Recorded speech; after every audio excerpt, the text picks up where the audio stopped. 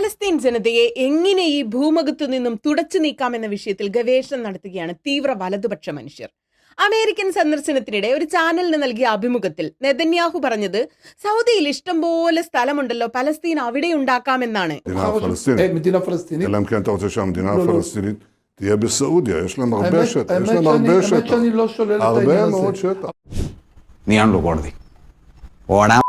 ഇന്നലെ ട്രംപിനെ കുറിച്ച് പറഞ്ഞത് തന്നെ ഇക്കാര്യത്തിൽ നമുക്ക് പറയാനുള്ളൂ. നെതന്യാഹുവിന്റെ ഡാഡിയുടെ തറവാട്ട് സ്വത്തോ നെതന്യാഹുവിന്റെ മമ്മിക്ക് സ്ത്രീധനം കിട്ടിയതോ അല്ല പാലസ്തീൻ. ഇഷ്ടമുള്ളിടത്ത് ഇഷ്ടമുള്ളപ്പോഴൊക്കെ കൊണ്ടുപോയി സ്ഥാപിക്കാൻ. പാലസ്തീൻ ഇപ്പോൾ ഉള്ളിടത്ത് തന്നെ സ്വതന്ത്ര രാഷ്ട്രമായി നിലനിൽക്കണം. ഫ്രീ പലസ്തീൻ എന്നത് തന്നെയാണ് മുദ്രാവാക്യം. സ്വതന്ത്ര പാലസ്തീൻ രാഷ്ട്രം ഇസ്രായേലിന്റെ നിലനിൽപ്പിന് ഭീഷണിയാണ് എന്നാണ് നെതന്യാഹു പറഞ്ഞത്. അതിനെതിരെ സൗദി ശക്തമായ ഭാഷയിൽ തന്നെ പ്രതികരിക്കുകയുണ്ടായി. സ്വതന്ത്ര പാലസ്തീൻ രാഷ്ട്രം സ്ഥാപിക്കുക എന്നതാണ് സൗദിയുടെ നിലപാടെന്നും അതുവരെ ഇസ്രായേലുമായി യാതൊരു ബന്ധവും ഉണ്ടാവില്ലെന്നും സൗദി തീർത്തു തന്നെ ഇന്നലെ പറഞ്ഞു. ട്രംപ് ആണെങ്കിൽ ഗസയെ ഞാൻ ഏറ്റെടുക്കാം എന്ന് പറഞ്ഞ് എല്ലാ കാലവും ഓടി നടക്കുന്നു. ഈ സമയത്ത് ഗാന്ധിജി പലസ്തീനെ കുറിച്ച് പറഞ്ഞതും എഴുതിയതും വീണ്ടും ചർച്ചയാവുകയാണ്. പലസ്തീൻ ജനതയുടെ അസ്തിത്വത്തെക്കുറിച്ചും അവർക്ക് ജനിച്ചു വളർന്ന ഭൂമിയിൽ ജീവിക്കാൻ അവകാശമുണ്ടോ എന്നുള്ള സംശയം ജനങ്ങൾക്കിടയിൽ, പ്രത്യേകിച്ച് മലയാളികൾക്കിടയിൽ പോലും വർദ്ധിച്ചുകൊണ്ടേയിരിക്കുന്ന ഈ കാലത്ത് നമ്മുടെ രാഷ്ട്രപിതാവായ മഹാത്മാഗാന്ധിജി എന്താണ് അതിനെക്കുറിച്ച് പറഞ്ഞത് എന്ന് നമ്മൾ വിശദമായി പരിശോധിക്കേണ്ടതുണ്ട്. അദ്ദേഹം ചില്ലറക്കാരനൊന്നും അല്ലല്ലോ, നമ്മളെ പോലെയല്ലല്ലോ. നമ്മളെയൊക്കെയാണല്ലോ ഇവർ ഇരട്ട പേരിട്ടും മറ്റേ പേരിട്ടും ഒക്കെ വിളിക്കുന്നത് പാലസ്തീനെ പിന്തുണയ്ക്കുന്നതിന്. ഗാന്ധിജി അവരെന്ത് വിളിക്കുന്നത് നമുക്ക് നോക്കാം. അതിലേക്ക് കടക്കുന്നതിന് മുമ്പ് ഒരു പൊതുവിഷയത്തെക്കുറിച്ച്, അത് രാഷ്ട്രീയമാകട്ടെ, സാമൂഹികമാകട്ടെ, സാമ്പത്തികമായോ ഏത് വിഷയവുമാകട്ടെ, നമുക്ക് ഉറപ്പില്ല ഒരു വിഷയത്തിൽ എങ്ങനെ സമീപിക്കണം, എന്താണ് നിലപാട് എന്ന് എങ്കിൽ ഗാന്ധിജിയുടെ ഒരു നിത്യഹരിത മന്ത്രമുണ്ട്.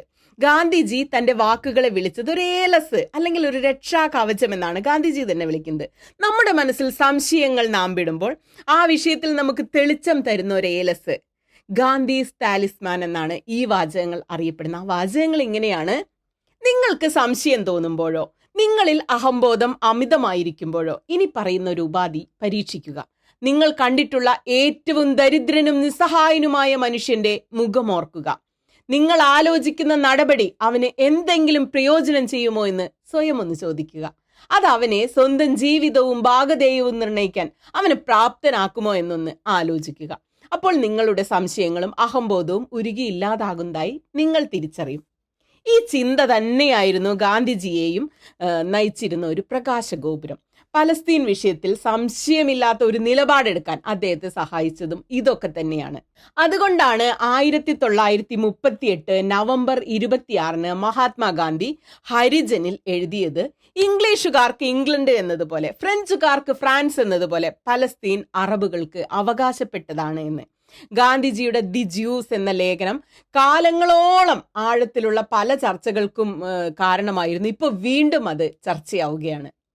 പരമാധികാരത്തിനേറ്റ മുറിവ്, പച്ചപ്പരമാർത്ഥം വിളിച്ചു പറയുന്ന അദ്ദേഹത്തിന്റെ സ്വഭാവ സവിശേഷതയായി പലരും ഇതിനെ കണക്കാക്കിയപ്പോൾ മറ്റു ചിലർ ഇതിനെ കരുതിയത് പ്രത്യാഘാതം എന്താണെങ്കിലും അഹിംസയോടുള്ള അദ്ദേഹത്തിന്റെ ആഴത്തിലുള്ള ഒരു പ്രതിബദ്ധതയായിട്ടാണ്. വിവിധ വിഷയങ്ങളിലുള്ള തന്റെ നിലപാട് ഗാന്ധിജി വ്യക്തമാക്കിയിരുന്ന ആഴ്ചപ്പതിപ്പാണ് ഹരിജൻ എന്ന് നമുക്കറിയാം. ജൂതരോടുള്ള അദ്ദേഹത്തിന്റെ ഒരു സഹാനുഭൂതിയെക്കുറിച്ച് അദ്ദേഹം പറയുന്നത്, ഇത് ഇന്ത്യൻ എക്സ്പ്രസ് പ്രസിദ്ധീകരിച്ച ഒരു ലേഖനമാണ് കേട്ടോ, വീണ്ടും പ്രസിദ്ധീകരിച്ച ഇന്ത്യൻ എക്സ്പ്രസ്. ഞാൻ ഹരിജനിൽ നിന്ന് നേരിട്ടല്ല നിങ്ങളോട് പറയുന്നത്, ഇന്ത്യൻ എക്സ്പ്രസിൽ പുനഃപ്രസിദ്ധീകരിച്ചതാണ്. ചരിത്രപരമായി മതത്തിന്റെ അടിസ്ഥാനത്തിൽ വംശഹത്യ നേരിട്ട ജൂതരുടെ അവസ്ഥയെക്കുറിച്ച് ഗാന്ധിജിക്ക് പൂർണ്ണ ബോധ്യമുണ്ടായിരുന്നു. അതുകൊണ്ട് തന്നെ ഗാന്ധിജിക്ക് അവരോട് വലിയ അനുകമ്പയും സഹാനുഭൂതിയും ഉണ്ടായിരുന്നു. എന്റെ എല്ലാ സഹാനുഭൂതിയും ജൂതരോടാണ്. അവർ ക്രിസ്ത്യാനികളിലെ അധകൃതരാണ്. ക്രിസ്ത്യൻ മതവിശ്വാസികൾ ജൂതരോട് പെരുമാറുന്നത് ഹിന്ദുക്കൾ താഴ്ന്ന ജാതിക്കാരോട് പെരുമാറുന്നതിന് സമമാണ്. അവരോട് നടത്തിയ മനുഷ്യത്വമില്ലാത്ത ചെയ്തികളെ ന്യായീകരിക്കാൻ ഇരു വിഭാഗങ്ങളുടെയും മേൽ മതപരമായ വിലക്കുകൾ അടിച്ചേൽപ്പിച്ചു എന്നാണ് ദി ജ്യൂവിൽ ഗാന്ധി എഴുതിയത്.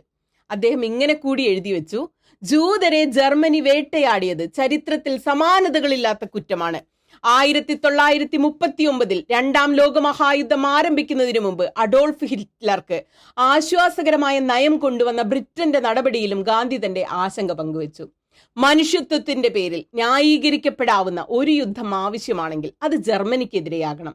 എങ്കിലേ ഒരു വംശത്തോട് ജർമ്മനി നടത്തുന്ന നീതികെട്ട പീഡനങ്ങൾ തടയാൻ നമുക്കാകൂ. അത് പൂർണ്ണമായും ന്യായീകരിക്കപ്പെടും. ജൂതരോട് മാത്രമല്ല അറബികളോടും ഗാന്ധിക്ക് അനുകമ്പയുണ്ടായിരുന്നു. അതിനെക്കുറിച്ച് ഗാന്ധി എഴുതിയ ചില കാര്യങ്ങൾ നോക്കാം.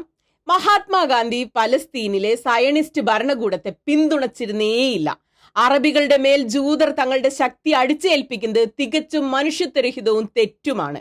തങ്ങളുടെ രാജ്യം ജൂതർക്ക് മുഴുവനുമായോ പകുതിയോ അടിയറവ് വെക്കുന്നത് അറബിന്റെ ആത്മാഭിമാനത്തെ ഇല്ലാതാക്കുന്നതിന് സമമാണ്. അറബികളുടെ അത് മനുഷ്യത്വത്തിനെതിരായ കുറ്റകൃത്യമാണ് എന്നാണ് ഗാന്ധിജി എഴുതിയത്.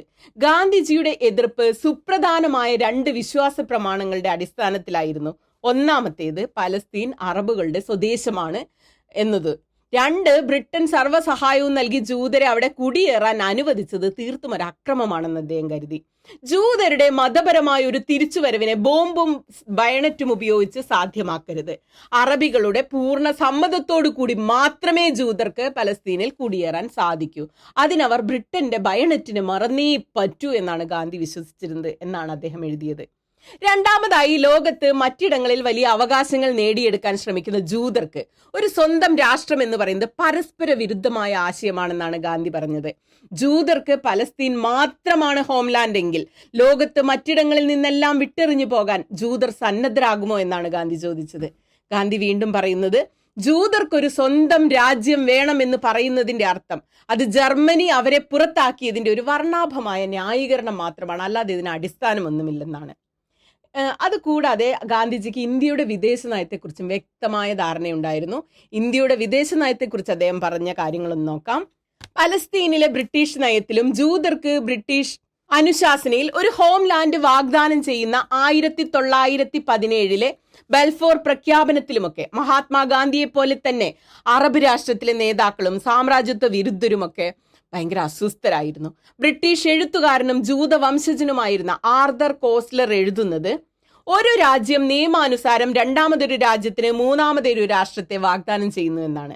ഗാന്ധിജിയുടെ അഭിപ്രായങ്ങൾ നെഹ്റുവിൽ ചെലുത്തിയ സ്വാധീനം വളരെ വലുതായിരുന്നു. അതോടൊപ്പം നെഹ്റുവിന്റെ സാമ്രാജ്യത്വ വിരുദ്ധതയും ചേർന്നപ്പോൾ ദശാബ്ദങ്ങളോളം ഇന്ത്യയുടെ വിദേശ നയം രൂപീകരിക്കുന്നത് സഹായകരമായി. പലസ്തീൻ ജൂതർക്കും പലസ്തീനികൾക്കുമായി 2ആയി ഭാഗിച്ച് നൽകിയ ഐക്യരാഷ്ട്രസഭയുടെ പ്രമേയം 118(2) പിന്നെ വോട്ട് ചെയ്യുന്നതിൽ നിന്ന് ഇന്ത്യ അന്ന് വിട്ടുനിന്നത് അങ്ങനെയാണ്. ഈ പ്രമേയമാണ് 1947 നവംബറിൽ UN ജനറൽ അസംബ്ലി അംഗീകരിച്ചത്. 1950 ഇസ്രായേലിനെ ഒരു ഭരണകൂടമായി ഇന്ത്യ അംഗീകരിച്ചെങ്കിലും 1992 PV നരസിംഹറാവു പ്രധാനമന്ത്രിയാകുന്നതുവരെ ഇന്ത്യയും ഇസ്രായേലുമായി യാതൊരു തരത്തിലുള്ള നയതന്ത്ര ബന്ധവും ഉണ്ടായിരുന്നില്ല എന്നതാണ് സത്യം. അപ്പൊ ഗാന്ധിജിയുടെ കാലം ഏത് കാലാണെന്ന് നിങ്ങൾ ആലോചിച്ച് നോക്കുക. അന്നത്തെ കാലത്ത് പോലും ഗാന്ധിജിക്ക് ഇക്കാര്യത്തിലൊന്നും നിലപാടെടുക്കാൻ ഒരു ബുദ്ധിമുട്ടും ഉണ്ടായിരുന്നില്ല. നിങ്ങൾ ആലോചിച്ച് നോക്ക്, ഏത് കാലത്താണ് ഗാന്ധി ജീവിച്ചത്? അന്ന് ഇന്റർനെറ്റ് ഉണ്ടോ, ഇത്തരം അധികം മാധ്യമങ്ങളുണ്ടോ, ഈ ചർച്ചകൾ നടക്കുന്നുണ്ടൊന്നുമില്ല. പക്ഷെ അദ്ദേഹത്തിന് നല്ല ക്ലാരിറ്റി ഉണ്ടായിരുന്നു. വംശഹത്യ നേരിട്ട ജൂതരോട് അദ്ദേഹത്തിന് സഹാനുഭൂതി ഉണ്ടായിരുന്നു. എന്നാൽ അതേസമയം ഇതേ ജൂതർ തന്നെ പാലസ്തീനിൽ കടന്നു കയറി അവിടെ അറബികളുടെ ഈ പലസ്തീനികളുടെ വംശഹത്യ നടത്തുന്നതിന് അദ്ദേഹം പൂർണ്ണമായും എതിരായിരുന്നു. അദ്ദേഹം ഈ തല്ലുകൂടുന്നവർക്ക് ഗാന്ധിജിയുടെ നിലപാടെങ്കിലും ആക്സെപ്റ്റബിൾ ആയെങ്കിലെന്നാണ് ഞാൻ കരുതുന്നത്.